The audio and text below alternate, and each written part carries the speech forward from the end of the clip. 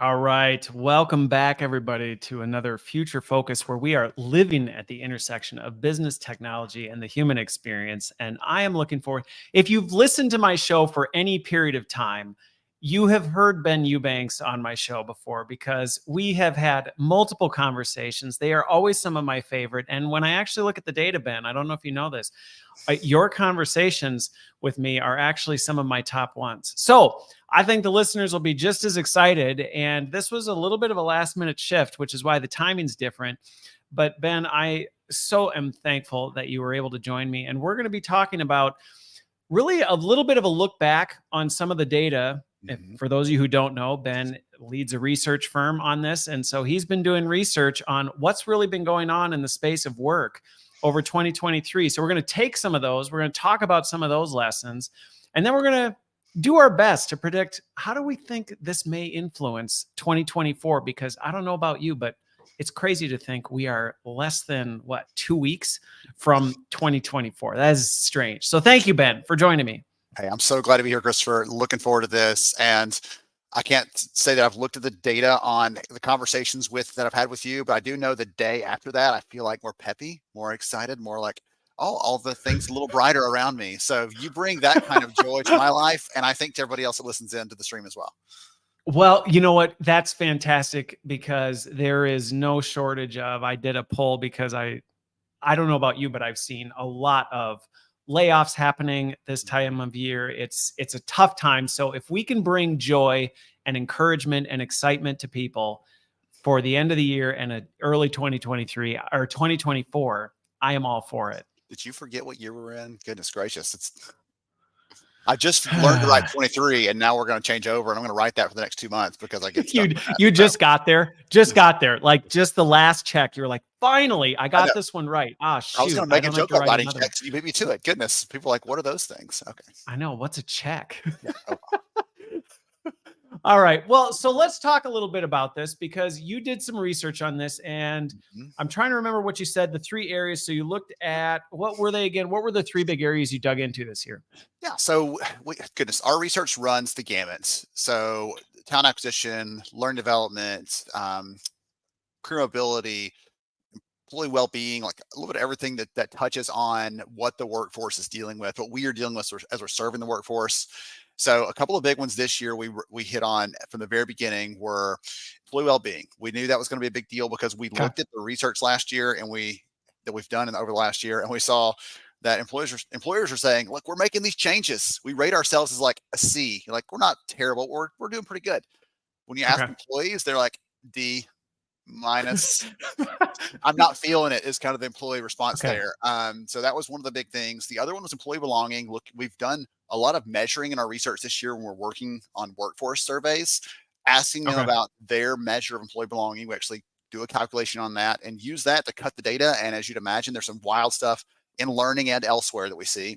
And the third one was just broad. People want to move, mobility, growth. So whether they're in their company moving, I don't know if you saw the data that came out in the last 2 years, like talking about the loyalty tax, really trying to paint that picture. But Christopher stays with company X for 10 years, earns less money after 10 years than Ben, who jumped to 2 different companies in that time, because when you jump, you usually get some sort of increase. So the career mobility thing is a big deal, whether you're staying inside the company and we're prioritizing that, or they're moving to another organization. Well, and that's a really important piece. What you just described there is actually a really important of mobility that needs to be considered with that. Because a lot of times we're like, yeah, it's mobility, but a lot of times people leave a company and go to another company because internal mobility sometimes is the least financially rewarding mobility you can get, because it's like, well, yeah, I could go take this bigger job and take on this more responsibility for a, single digit pay increase, or I could take a lateral move to a different company and potentially go up 20%, something like that. And we'll give you a slightly used stack of Post-it notes as your congratulations for your new role, Christopher. There you go. Aren't you thrilled with the opportunity? And by the way, because you're still in the company, you also kind of still have to do your old job because everybody still remembers that you were in that job. So a little bit of 2 jobs. Yes. Okay. So what were some of the things one of the ones you hit on, which doesn't really surprise me, was that, organizations might be like, hey, I think we're doing okay. and the employees within them go, not necessarily agreeing on that. But were there any other standout things that jumped off the page? Yes, the thing that strikes me is anyone listening in here probably is of the same mind as us. Like, we want to do the right thing by our people.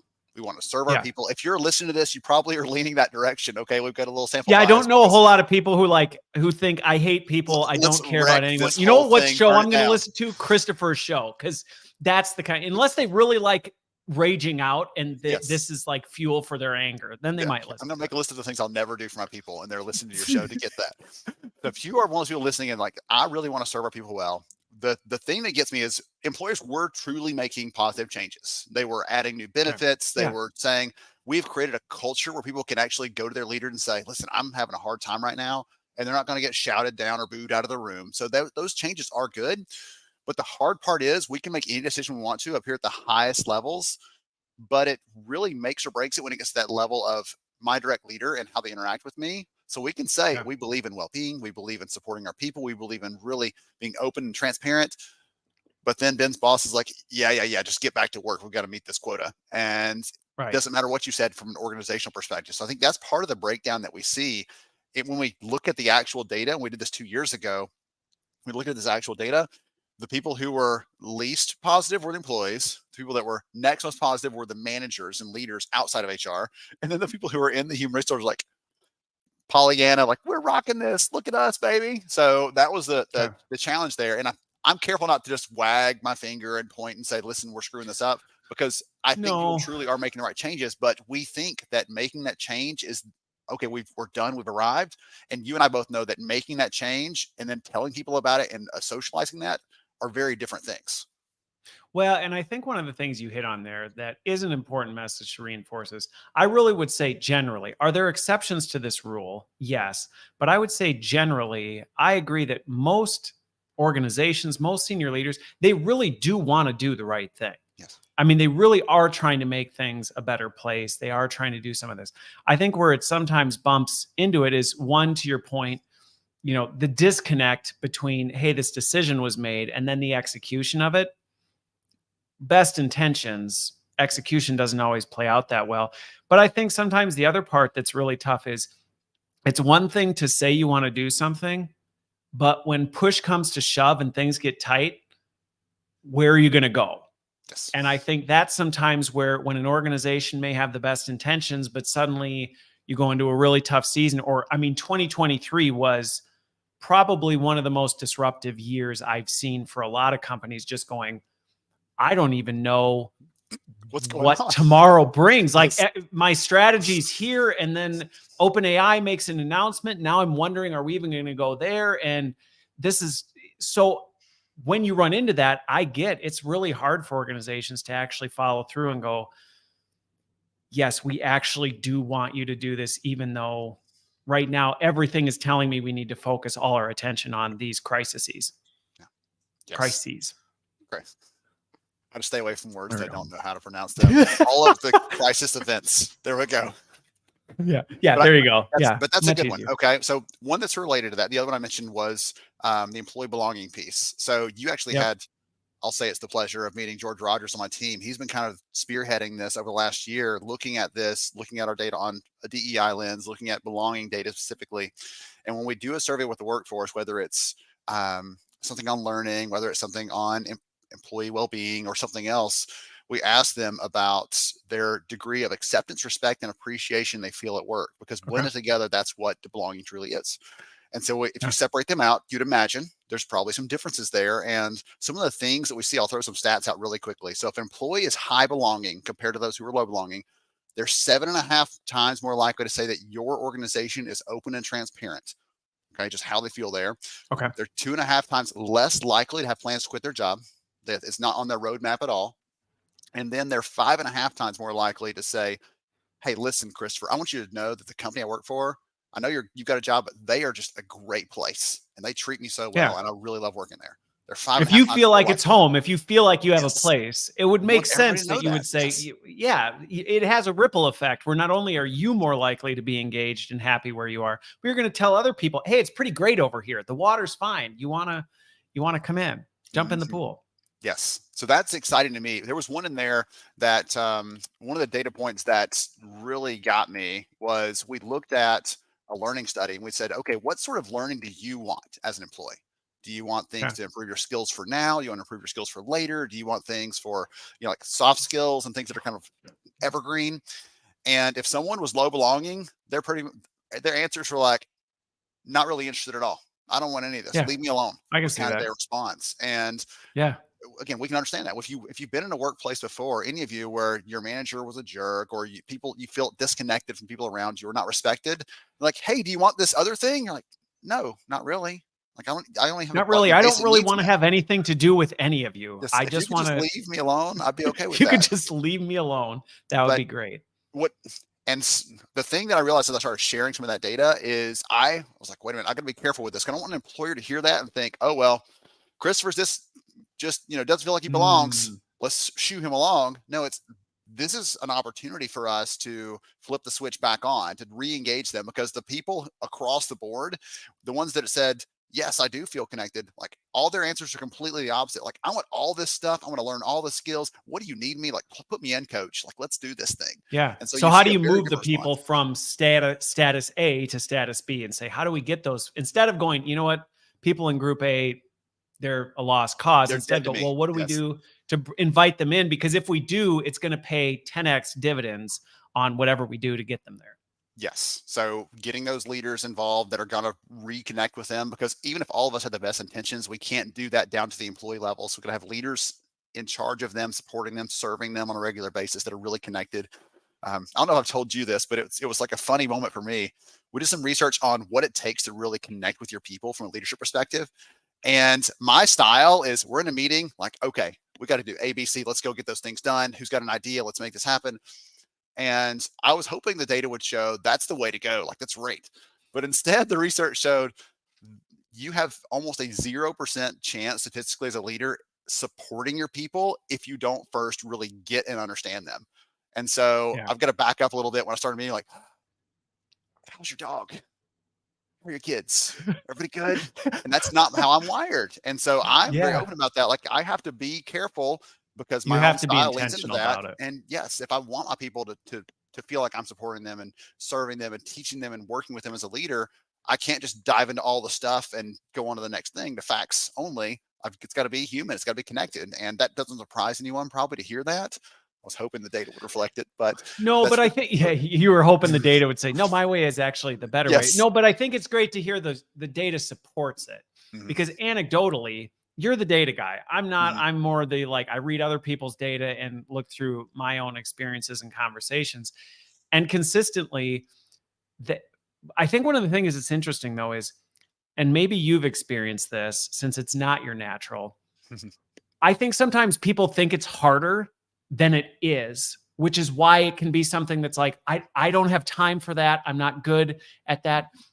And going back to that sense of belonging, we're not talking about scheduling therapy sessions with each one of your individual direct reports and having these deep, long, deep seated.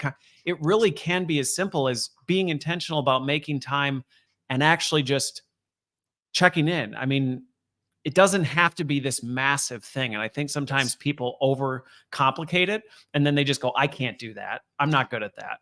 Yes.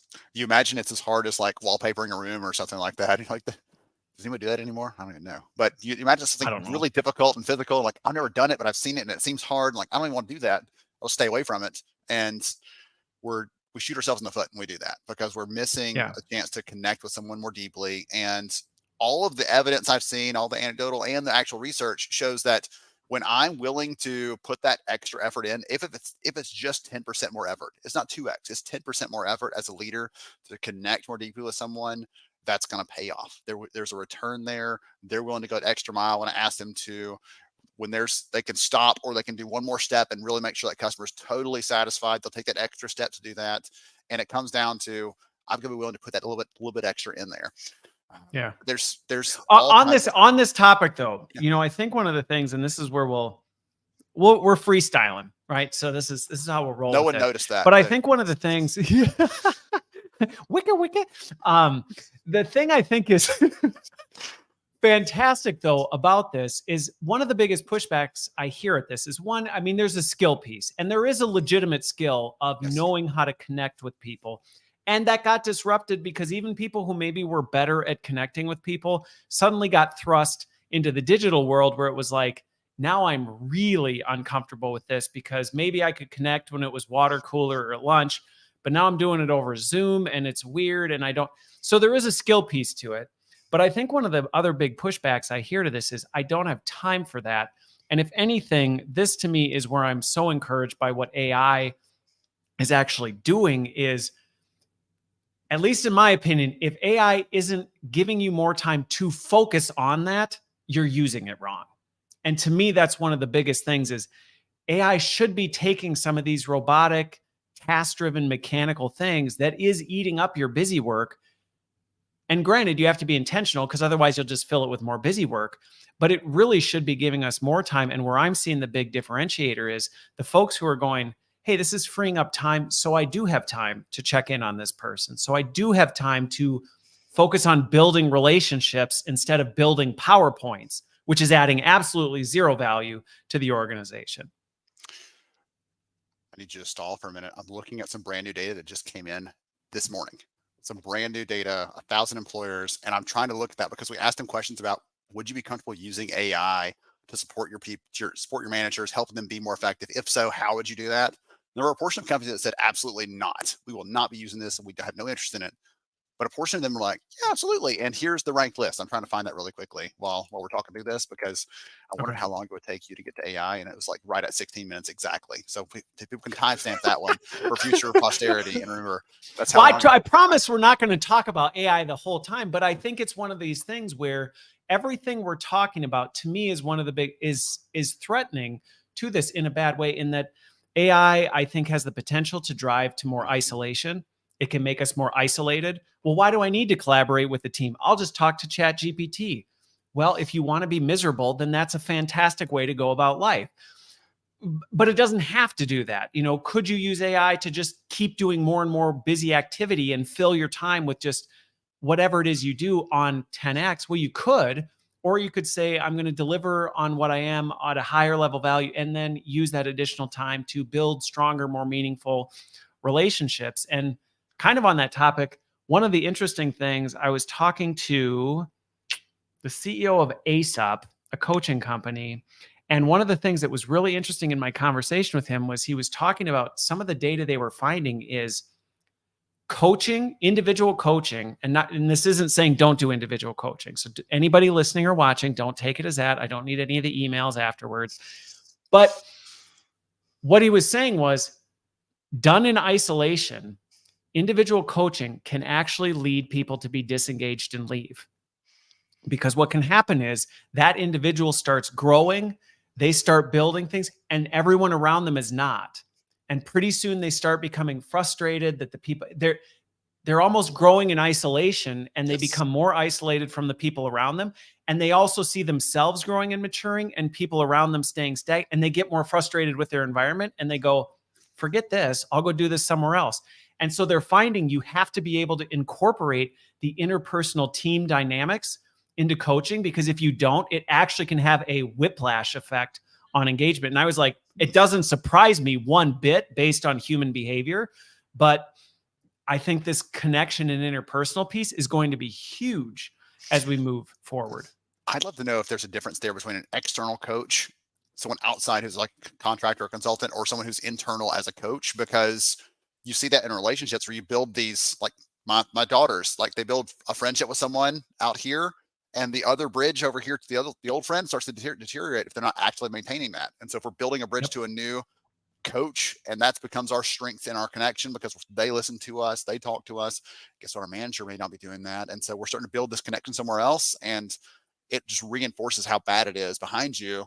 So do you want to right, it does. It just starts to bring to light some of these other things. And again, it doesn't surprise me that all of a sudden, I mean, anybody who's worked really diligently on building skills or improving themselves at work can probably relate to that, where you start going, well, now I'm kind of like frustrated because nobody else is doing this and we're not growing as a team, and complacency seems to be what everyone else is fine with and I'm not. And that does lead you to start being like, well, now I don't know how I feel about being here anymore. I think I want to go do something different. Excellent. I'm going to quiz you live here. Are you cool with that? I'm going to ask you what you think the Go answer for it. is. Am I fine going off the cuff about just about anything? You said you wanted to get me on a panel and just ask me random questions to see how I'd handle it. So These yes, are slightly I'm fine. less Quiz than me live. random, but we're Okay, no, that's fine. towing that We're line. on topic. Okay, Yeah, we're on so topic. everybody, we finished a study earlier this fall called PEACE, Performance Engagement and Culture Enablement, and it was a workforce study. So we surveyed over 1,000 workers. What's going on at work? How do you feel? Are you getting developed? Do you get recognized for your efforts? All that kind of stuff. We just finished the employer side of that. And that's the data I was talking about a minute ago. So I have this sitting right in front of me. This has never been shared anywhere. So you get the first little glimpse and peek of this. And one of the questions in there that I asked is, which of the following situations would your organization be okay with using AI coaching for managers? Okay. And only 13%, I'll give you this one. Only 13% said we wouldn't want any of these. No coaching for managers at all. So overall, pretty positive. But which one of these do you think was the number one answer? Examining employee feedback for manager skill gaps, helping managers give better and more useful performance feedback, or supporting managers in growing their soft skills? Which one of those do you think might be number one? And who was the one voting on this? HR Was it the population managers responded to themselves? this. No, this is an HR population answering this. I'm going to guess the HR's view on this would be managers improving their soft skills. Number two. Number one was helping managers give more useful performance feedback. I guess because eventually that'll flow back to HR. Actually really interesting. Okay. I guess, you know what? If HR was the audience, it would make sense that that's where they would gravitate to. I mean, I think all of them could be potentially valuable. To me, though, the feedback from employees and making sense of that for yourself, to me, I think would actually be some of the most valuable stuff you could use AI for is, hey, here's what people think of you and what you could do differently. While that's an ugly look in the mirror sometimes, that could be some of the most helpful to go. And it'd probably be a lot easier to hear that from AI than it would say your boss. Christopher, can I tell you the 7 things you've done wrong lately? Right. Like, but I think AI, I mean, anybody who's interacted with OpenAI knows how good it can be at saying things in a way that you're like, oh, okay, that's fair type of a thing. So I could see people being a little more comfortable with AI. Although, I don't know, you might run into the same thing where managers are like, that's just AI saying that's that. Just how does it know, really? Like, it's not living this life. But it's hallucinating. It's hallucinating. That's what it's doing. Best manager ever. Now who's hallucinating? Okay. But so I just am now picturing the Michael Scott Cup, like best boss. World's best boss. The reason I asked that question, though, is I keep running across these technologies, tools, solutions, and I know you've seen plenty of them that help coach managers that kind of sit behind them. And I've said, in a perfect world, if any of you think about the best leader you ever worked for, who cared about you, made you feel respected, who believed in you maybe before you believed in yourself, all those things, that leader, if you could copy and replicate those behaviors that they exhibited across all of your managers, like the landscape of the work we do would be very, very different. It would change everything dramatically. I can't even picture hardly what that would look like, but we don't live in that magic world of fairies and unicorns. And so don't tell my 7-year-old, but no unicorns, Skittles, how about that? Skittles and rainbows. But the opportunity here is we're using AI, we're using these tools to help increase their performance. A lot of the research is out there showing when they're doing experimentation with certain types of jobs, so that they may never be the top performer, but if it can raise their performance up to some level even higher than it was, that's a good place. It's a good place to be. And that's the vision here. It's not like replacing us and replacing all the manager connections and trying to make them superhuman. It's just, if you could be 10% better, 20% better, that'd be a good place for all of us to be, especially the direct reports for those leaders. Well, and I think this also opens the door for helping people understand what their role is in it. I was actually surprised. I can't remember which report I was reading that it was talking about AI usage and how many people are using it. And for me, it's the water I swim in. So I forget that's not the norm. But it was interesting to see that I think it was like 90% or more use generative AI products maybe weekly. So we're still very early in the adoption phase, despite all the hype. Even when I talk to people who are very much in it, they're like, well, I have it help me write an email or something like that. But these more complex, like, hey, can it analyze this information and help me make better decisions? And I think largely that's driven by people are still figuring out what role it plays. And it's a little bit of a threat to their identity. And I think we still need to do some serious work in that area, which I think the work you're doing, the work I'm doing to try and help organizations know this isn't about, despite the fact I know of several companies that are building AI employees that you can hire, that to me is not the path that companies should be thinking like, hey, how do we just wipe out our workforce and go key in what we want in employees and then have a bunch of AI employees? I mean, you could do it, but to your peril would be my opinion. The Seth Godin, one of the world's most amazing marketing minds, a couple of years ago, someone said, tell me what you see as kind of the future of work. And he said, any job that I can fully define, I can find someone else to do it cheaper. Right? If I can tell you at Thursday at 2 p.m., here's what you're going to be doing for the next half hour. If I can define it that well, then I can automate that, or I can find someone else. Yes. I can outsource that. But many of us do work, even if it's, mental work, it's not something that's that predictable yet. And so it's one thing to say, oh yes, I can go and scrub this list and clean the list and plug it into your CRM. Like that's just looking at a bunch of data and doing something there that, yeah, sure. Great. That's an AI employee. Wonderful. Whatever you want to call it. That's not even, yeah. But for most of us, we're doing work that's too complicated for that, or there's a human element to it. And there's a cost to pulling that out. And I've always said that there are companies who have done this, or there's this pendulum that swings from like, we're not doing it. This companies are like, no AI at all, to the other ones that are like, yeah, let's automate the heck out of everything. Let's go for it. And those that go all the way to the extreme are going to have some sort of blowback, some kind of pushback. I've already been in conversations with leaders who have stepped that far in 2023 and thought, hey, we could just have AI do these things. And I think one of the challenges we're in right now is going back to the point of, and this all ties back to the belonging and the role of leaders in this.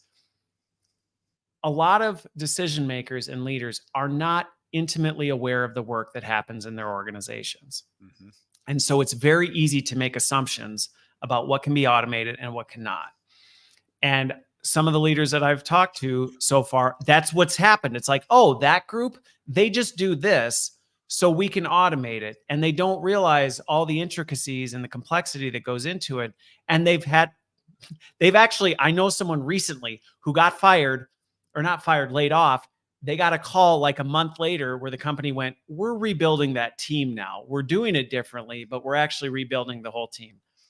You can probably guess what their answer was when they said, would you like to come back? It was, yeah. But I mean, I think we're going to see more of those mistakes in 2024 because there is a lot of pressure to do more, to move faster. The AI is advancing. And I think there are going to be people who make some mistakes. I know you promised this wouldn't be the whole AI episode, but I'll tell you, I want to mention a Harvard study in a minute because there was a really interesting Harvard study within our bubble of HR and talent that was really intriguing. Okay. But the other thing I talk about, every analyst, research nerd in the space has to have like a 2x2 grid of something. And so mine is what should be automated, what shouldn't. And so if it's human focused versus process focused, the human side, let's hold on to that. That's stuff for us. That's what we're made to do. That's what we're good at. The process focused may be a candidate for automation, but it also is on that axis that I just mentioned a minute ago where it's predictability. The more variable something is, the more we have to step in and do it, the more predictable it is. If it's processed and predictable, hand it off, get rid of it. There's lots of things like that we could absolutely do and be totally fine with. Yeah. There was a really interesting study from Harvard that looked at recruiters using AI. And what they found was recruiters who use what they called strong AI, who seemed very smart, capable, predictive. They were much more likely to just let their hands off the wheel and just let it go. Just let it make all the recommendations and hire those people, and end up making a lot of poor choices over the course surprise.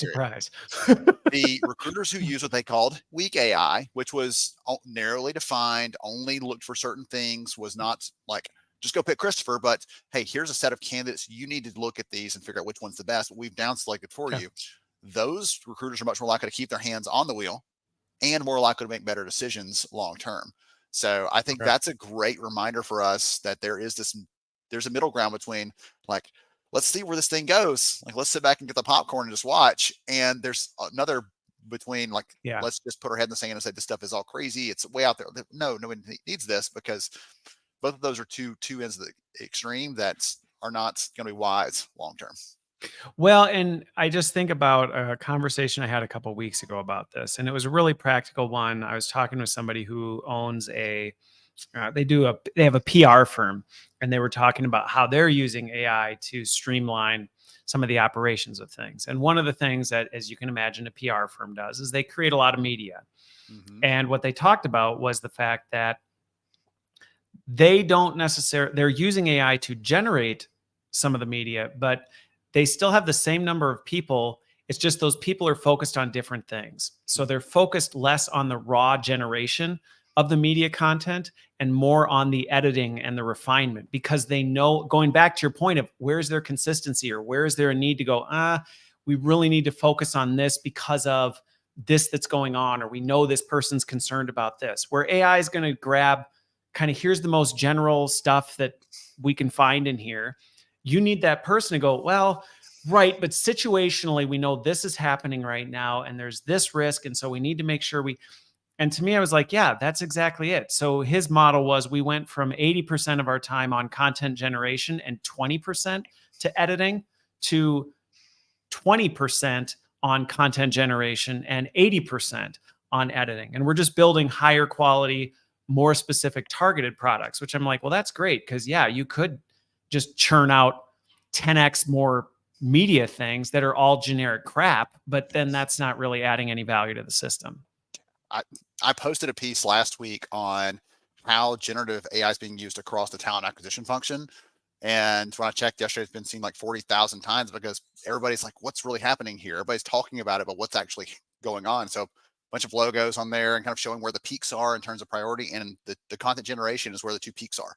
Creating content outreach to candidates, or responding back to those who didn't get the job, or tailoring that piece of it a little bit to your culture, your tone, the job, any of those kind of things, or just generating something brand new from scratch at the job ad, a job description, those kinds of things are the two big peaks there. Yeah. Because that's the least risky thing, to just create something and then edit it as a human. Well, and if you want to see AI gone wrong, and I think this goes back to, for people who may be concerned about this, because this actually ties to this, and I actually want to bring it back to like belonging and all of this as well. But for folks who may still be a little concerned about where this could go, I did a weekly update on this last Friday as kind of a new thing I'm doing. And just Google AI Sports Illustrated, and you will see what happens when a company says, hey, what if we just make AI bots and use them as real people? I honestly don't know if Sports Illustrated is going to recover from this whole thing. Do you know the story? I do not know the story. So they had a bunch of their content was being created purely by AI bots, but they created fake AI headshots of people. They gave them real names and they gave them bios. And people started sniffing this out and going, this content is just like, they had no oversight, and they were just pushing content, presenting it as people.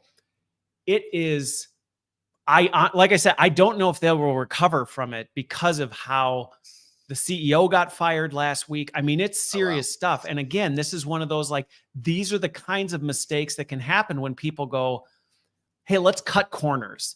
Yes. Maybe we can just use technology. Maybe these whole people thing, they're kind of tough to work with. They're expensive. What if we just automate it? And they're paying the consequences big time. And I think, if anything, that's an encouragement to even just the way the market and society responds, that people go, no, we actually still want to hear from people. We don't want to be misled or believe that we're just interacting with a bot. We still care about the human experience. And I think that's the encouraging side of it for anybody who's still like, oh my gosh, is my company just going to wipe us out with bots? Well, they can, but it's not going to go well. Yes, they'll regret it. Yeah. Except for Christopher. Christopher's completely replaceable, and everyone knows that one. Other than Christopher, everybody else is irreplaceable. We need humans. Yeah. Okay. Yeah. Well, so on the belonging though, I want to go back to this, because I did say I don't want to just talk about AI the whole time. I'm with you. Let's talk about the personalization of this, though, because I do think this is one of the challenges that organizations face as they look at this, because inevitably it is critical that engagement and belonging is going to be key. But I think some of the missteps I've observed over 2023 was organizations attempting to go, we're going to make a box called belonging, and we're going to just try and jam everyone into that box. And then when people go, well, that didn't really work for me, they're like, what the heck? Like we tried to get this belonging. And a perfect example of this to me was like the return to work policies that we saw a lot of in 2023, where companies went, well, we want you all to fit in and we all want you to work together and collaborate.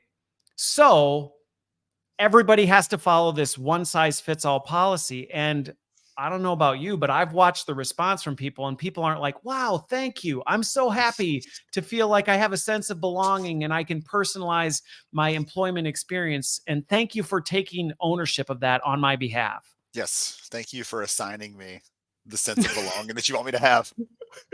Right. Here's what belonging looks like for you. You've been assigned quadrant 4. So,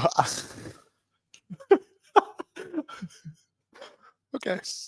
I've lost it on a podcast before. I don't think I've ever lost it completely and could speak on a live stream. So this is the first for me. So I'll tell you that You're welcome. one of the things in our research we saw when we asked people, did you have a work style or work sort of a situation change in the last year? People who said, oh, I went from hybrid to remote, or I went from in person to whatever. Like if you had one of those changes, yes. What did you change? And then how'd you feel? And people who said they went remote were more likely than any other group to say it was a positive change. But then 2 questions later, they're more likely than any other group to say they thought about quitting their job because of stress and burnout. And so even something remote, even though it sounds amazing, for some people it doesn't fit. And for others, it still is a change. If you've ever had a baby in your house, we've had a couple. What? I don't. What are those? If any of you out there have ever had a baby in your house, it is a joyful occasion, and it's also exhausting. Yes. Right. And will burn you out and stress you out. And the same thing's true. You're like, hey, I get to work from home. I never leave my home. So I'm working all the time and I don't have a way to unplug, and there's no way to untether here. So there's all that. Now, going back to your point, like what's the right answer for that? How do we solve that? I wish I had the magic answer. I would sell it for $1 bazillion and buy Tahiti and go retire there. We'll create a master class, Ben. We'll create a master class, and we'll go buy we'll give you the formula for how many Dubai that they can't seem to populate. Yes, we'll create the formula for how many days in office is perfect and share that out. I was on a call about 2 weeks ago, running this roundtable and just listening in to people talk about this, and there's this common conversation. Hey, our leaders want us together. They say it's important for us to be together. Our people are perfectly happy where they are, but now they're coming into the office 2 days a week because the leadership told them they had to. Well, those 2 days a week, when we have meetings, they just dial in from Zoom or Teams from their desk. They won't come to the meeting because they don't want to be here anyway.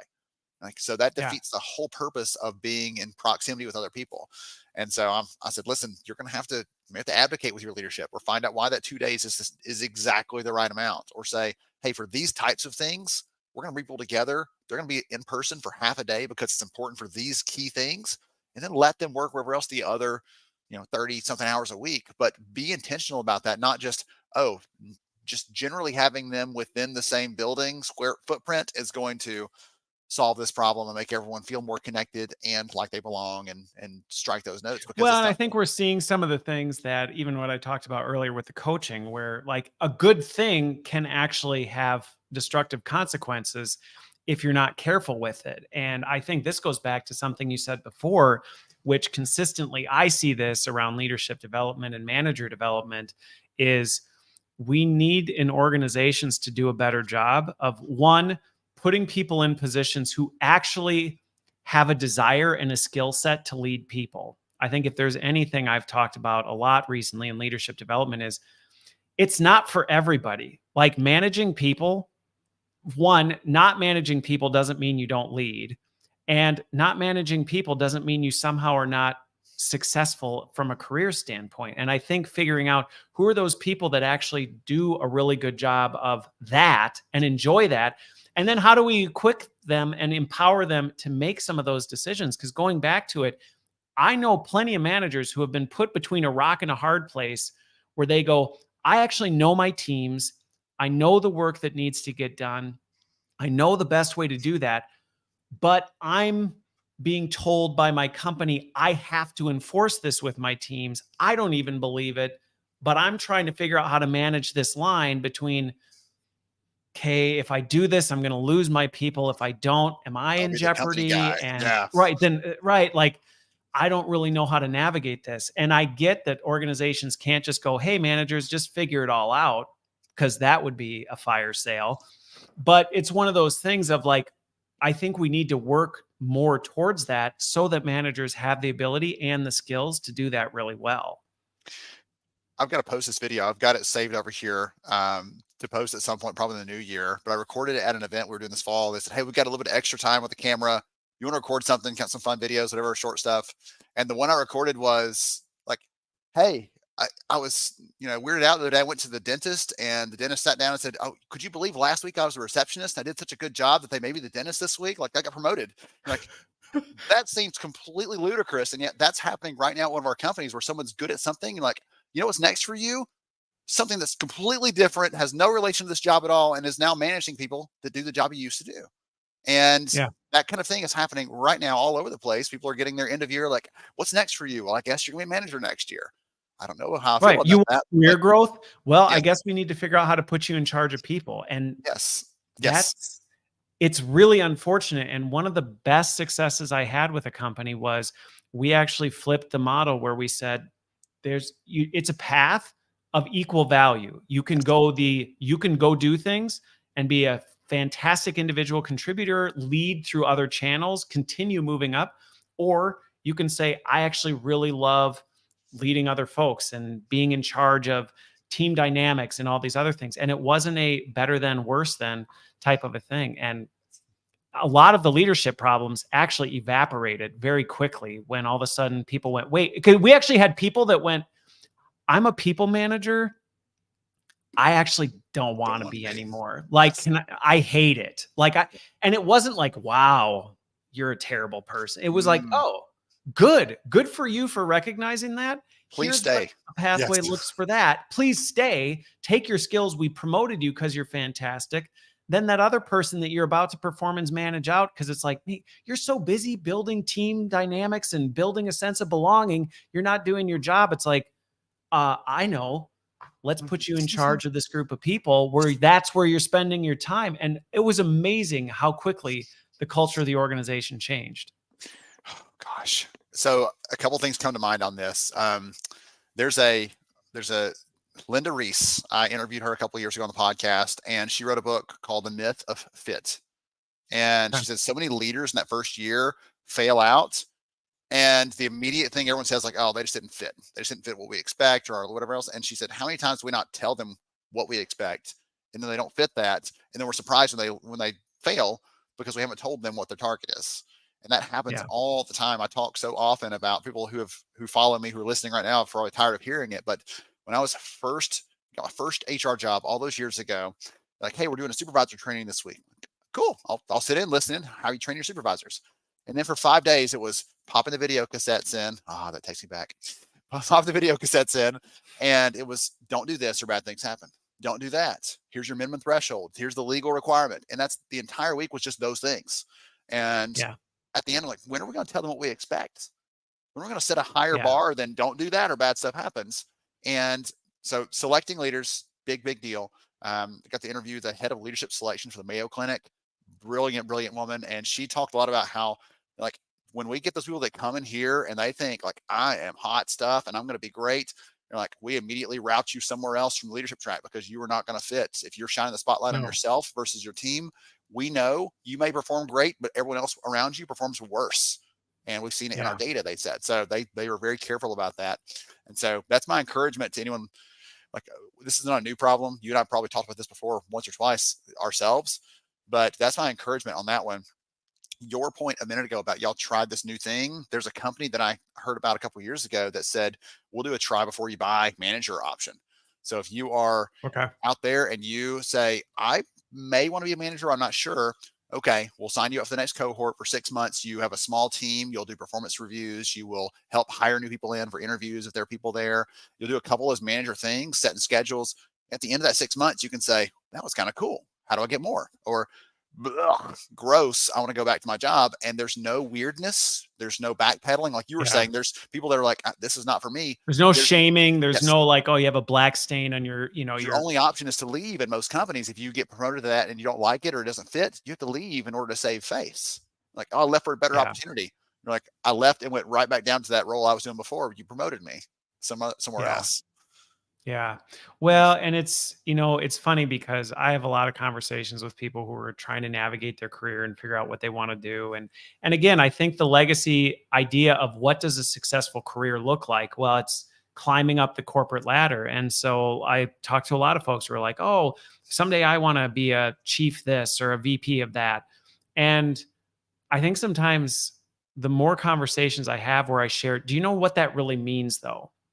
Do you know what it really means to be responsible for making decisions that impact the lives of a lot of people? And that burden is, you start talking through these things and suddenly people go, no, maybe actually I don't. And again, not to try and discourage people from doing it. We need people who are willing to take on that task and willing to serve at that capacity. But I don't think for organizations, you're doing a service, especially when you look at the data you have around engagement, belonging. You're not doing your organization a service where you go, well, anybody who thinks that that's what career success looks like. And sometimes you got to have a hard conversation with somebody who's convinced that is the path for them.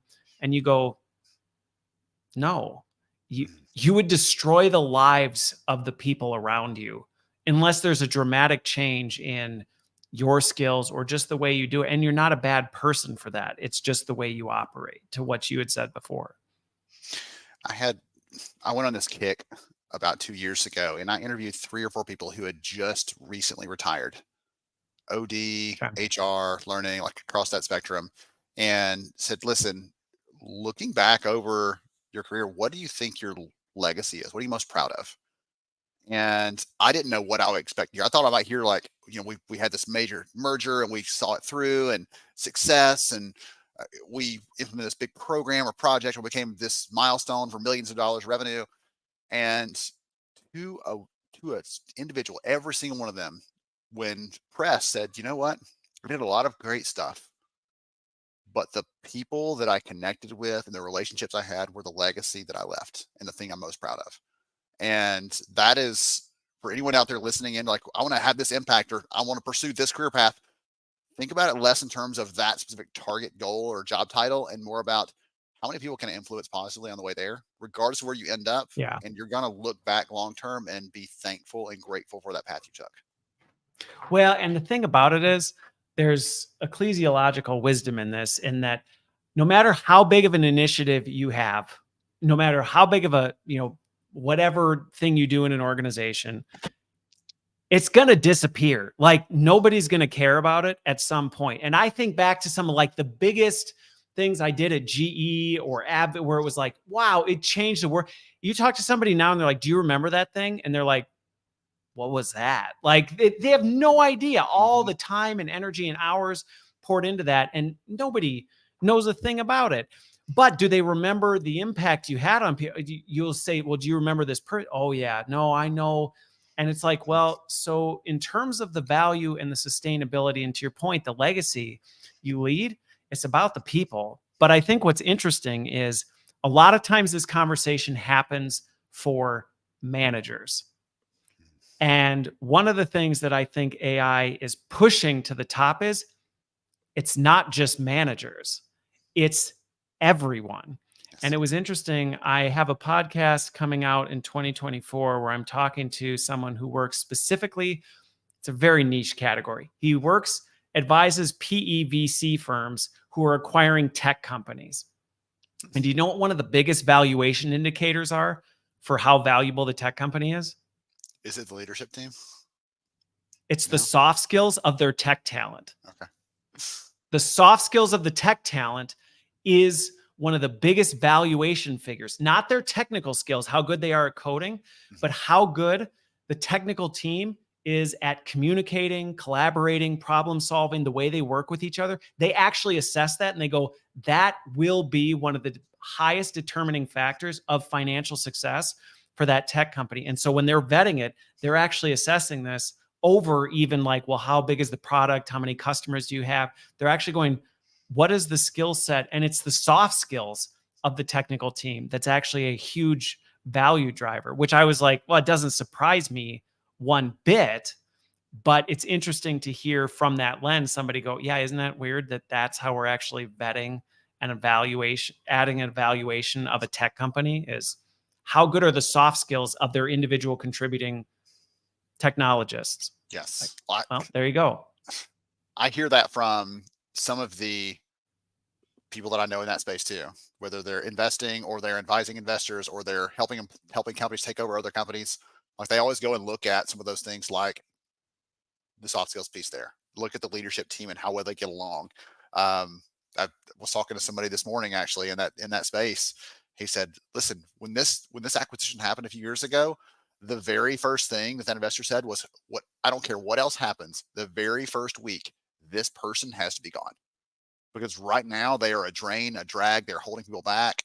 And whenever anyone in the room has a good idea, they shut it down because it's not their idea. And they're holding this company back. They could have been worth twice this by now because this person is hampering that. They've got to be gone.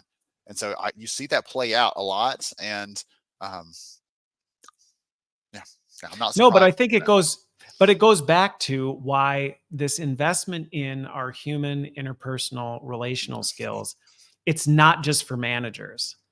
I mean, I've seen an individual contributor tank the culture of a team because of how they behave. And so it's one of those things for people who are looking to thrive in 2024 and beyond, based on the data you're saying about engagement and belonging and all this stuff. It's like, if you really want to invest in durable skills that are going to differentiate you, it seems pretty consistent. Whether you want to go the people manager track where you're actually accountable and responsible for that, where that is the primary way you're incentivized and rewarded, or whether you go, I don't want to carry that burden, but I just want to be a really distinguished, valuable employee to the company. That's a consistent theme across the board. I have one or two more data points I can throw at you if you want to hear them on that mobility piece. We talked about that earlier a little bit, and then we kind of skipped around. It's kind of come up a couple times in the conversation today. Two of the data points that were interesting to me, one of them ties back to your AI piece, and one of them ties back to belonging, I would say. One of them was when we ask the workforce, do you have visibility in the opportunities that are available inside your organization right now? If you wanted to grow, do you have visibility in that? And women were 50% more likely than men to say, I don't really see them. I'm not really aware of them, what those are. So for employers like, we're going to work on our DEI or our belonging, we're going to figure those things out. There's you an answer, make them more visible to everyone, not just a select group of people. The other stat that really got me though, we asked, if you as a worker and you had a choice, where would you go to explore career paths, learn more? Would you prefer to go to your manager? Would you prefer to go to like an AI driven platform? Like, where would you want to go first just to explore and understand? And you kind of smile, like, they would rather go 80% more likely to prefer some sort of self-service private way to explore this before they go talk to their manager. And so that's the thing that sticks out to me is AI in that case isn't replacing anything. It's giving the person a little more visibility, a little more opportunity to understand what's out there. And once they've seen, okay, here's two paths. Okay, Christopher, hey, you're my leader. You know me better than anybody. I've been thinking about what's next for me. And these are two paths that I found. What do you think might be a better fit for me and why? And having that conversation is way better than saying, hey, I'm thinking about leaving. And Christopher's like, what do you think? I'm shutting down. Yeah, like I'm suddenly withdrawing all support from you. Like, even if you have best of intentions, like I'm happy for you, you still, it may not know what to advise them on. But if someone comes and says, hey, I've got these options, you can give them some ideas, some advice, some recommendations as a leader, or even as a friend coming to you with those sorts of things. So it makes them a more informed buyer, if you want to look at it that way, for what their next career option could be. So there's some good things in the data saying that AI can help us to make that more fair, to make that more equitable when we're looking for opportunities, which excites me because every time I speak on AI, the first question is, what about bias? I'm like, yes, it's a possibility, but there's other things like this that say, let's make this more equitable. Let's level the playing field. Well, and I think the thing that with that one, because so two things reacting to what you said there. One, I think it's a fantastic way to, so first of all, one, I hope that we see those statistics change over time as companies put more emphasis on managers, because if managers really are doing a good job of building a place of belonging and trust in a team, while yes, people still may find value in AI helping them kind of know what's possible, but I actually think that's an indication of how much more room we have to grow people managers to say, hey, you should be creating a culture where you have a team that's comfortable saying, I'm kind of wrestling with where I am right now, and I'm struggling with what to do, and I trust you enough to know me having this conversation with you isn't going to go, oh, well, if there's layoffs, I know who's on the list, type of a thing. But instead be like, wow, like, let's talk about that. Like, what about your job today are you struggling with? Where do you feel like you could do more, type of a thing? So I think there will be room, but I agree that AI can be really helpful when you're in that stage of, I'm just thinking. Like, I'm just thinking. I'm not necessarily thinking of acting, but I'm early in that stage of trying to figure out. I think AI can be a great way to say, I'm just brainstorming some stuff. And it's a safe place. I can't remember where I saw it, but statistically, is weird. And I think it's a sad state on our interpersonal skills. But people are more comfortable sharing personal details and asking questions to AI than to even their spouse, which to me, I'm like, whoa, we are way off the mark in terms of things. But I think it's a state of, hey, can it be a good place to go to start those conversations, so long as it's building towards that? But the other thing with the bias piece, I see a lot of that, and I hear a lot of that stuff, and it's legitimate. It's legitimate. But I think one of the things that I liken it to is back when I would talk to CIOs when cloud was just coming out, and people would go, well, cloud is so unsecure. And I would go, are you saying your on-prem stuff is totally buttoned up and locked down? And they're like, well, no. And you're like, okay, so you're extremely vulnerable internally, but you're afraid of the cloud. And I think the bias thing is a real thing. And it's like, yes, we need to be aware that AI is biased, but we can't pretend people aren't. And that by saying like, hey, go talk to this person and get their advice. You think they're not biased? You think they don't have it? Type of a thing. So we need to see it in that sense and go, okay, so how do we use wisdom and discernment, knowing that biases exist? How do we make sure we're, navigating that and making sure people have the right tools to make sure that they're not getting the wrong advice? But I think we can't just go, well, AI is biased. Yeah, AI is built on people. Where do you think it learned to be biased? So thinking like, well, let's count on people, that's not necessarily going to solve the problem. Yes. I can't audit why Christopher made a decision, but I can audit why AI made a decision. And I can go in there and adjust and tweak and change or eliminate factors, things like that. There was I know we're getting close on time. I gave this great, maybe we're not, if we got 3 more hours ahead. I gave this metaphor the other day because it was so helpful for me. Have you ever thought yourself, like, it'd be really cool to have a photographic memory? Have you ever had that thought in your head? Because I've known lots of people that are like, photographic memory, that'd be kind of like a cool superpower to have, to remember anything and to be able to come back to that and reference it, because we forget things. But the problem with someone who has a photographic memory is they can't generalize.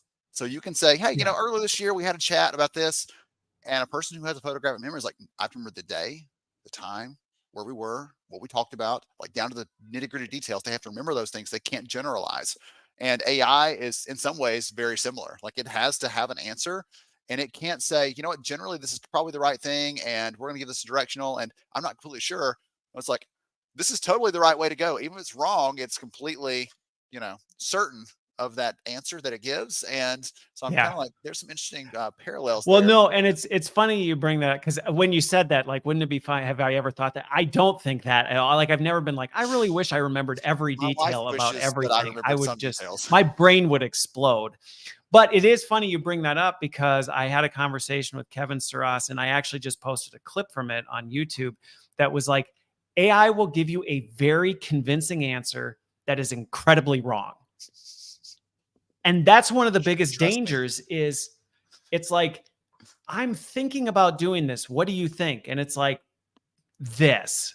And it's going to say it in a way that you're like, wow, I mean, I guess that really sounds like a very convincing argument to do it. And I think that's why we do have to be really careful with this. But if anything, when the AI boom kicked off in November of last year, I was really kind of observant to see where it was going to go. And I think, if anything, over the last 13 months, to me, it's only further highlighting how important the unique capabilities that people bring to the table are, and how underserved and undervalued we've made them. And I think that's probably the scariest part, is that it's like, we're a lot worse at them than we thought. And so the whole skill crisis of, we got a long ways to go to build these things up. And some of the things that we've put a lot of value on before, I mean, just honestly, look at the technical field. People were like, I'm untouchable. I'm the best software engineer in the world. 12 months later, I can't find a job to save my life because Gen 4 of OpenAI can code better than I can, or with an amateur can get to where I mean, it's changing things. And what was valuable is invaluable. And what we thought was nice to have is suddenly becoming critical.